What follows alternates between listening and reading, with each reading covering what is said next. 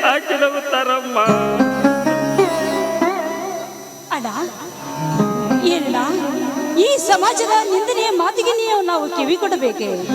ಇಲ್ಲ ಇಲ್ಲ, ಈ ಸಮಾಜ ಹೇಗಿದ್ರೂ ಒಂದು ಮಾತು ನುಡಿತಾ ಇದೆಯೇ ನಮಗೆ ಹೊಟ್ಟಿಗೆ ಇಲ್ಲ ಅಂದ್ರೆ ಈ ನಿನ್ನ ಸಮಾಜ ತಂದು ಹಾಕ್ತಾ ಇದೆಯೇನಣ್ಣ.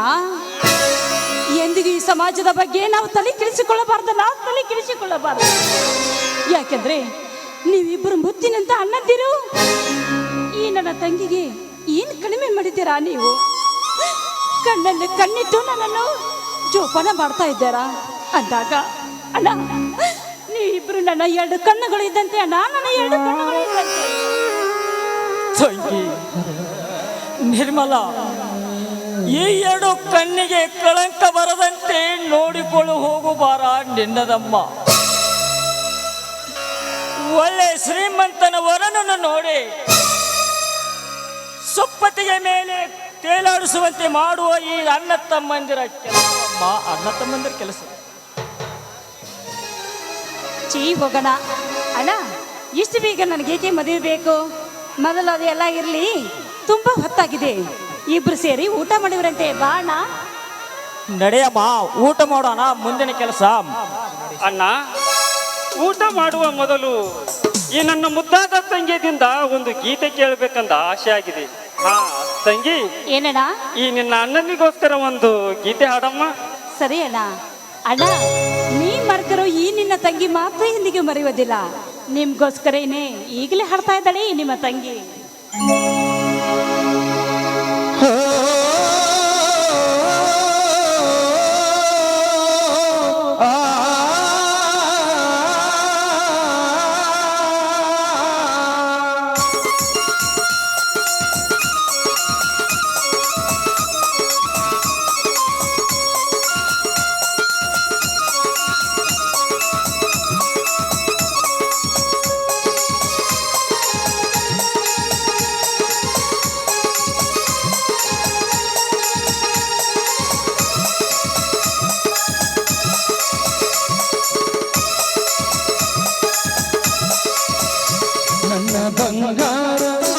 ನನ್ನ ಬಂಗಾರದಂತ ತಂಗಿ ಬಾಳೆಲ್ಲವೂ ನಗೆ ಹಾಡಾಗಲಿ, ಸುಖ ಸಂತೋಷ ತುಂಬಿ ಮನದಲ್ಲಿ ದಾಡಲಿ, ಬಾಳು ಹಾಯಾಗಲಿ.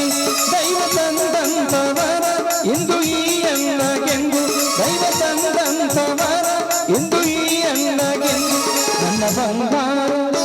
ನನ್ನ ಬಂಗಾರದಂತ ತಂಗಿ ಬಾಳೆಲ್ಲವೂ ನಗೆ ಹಾಡಾಗಲಿ.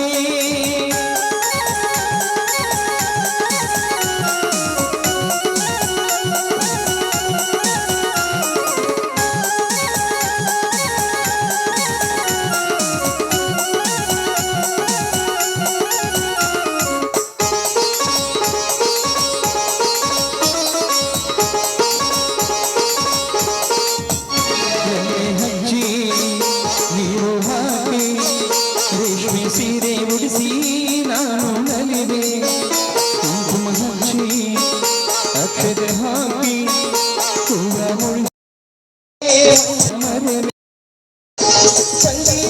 ಶ್ರೀಗಂಧದ ಮಲಗಿಸುವೆ,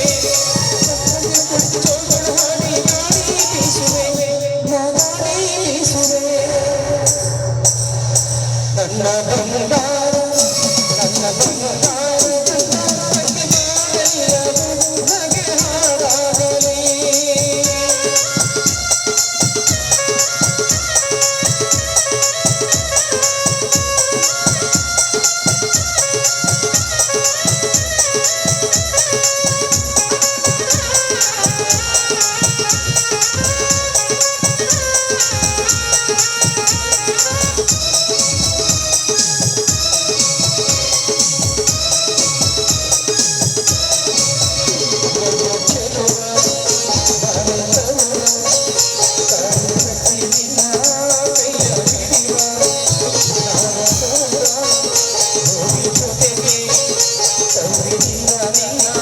Thank you.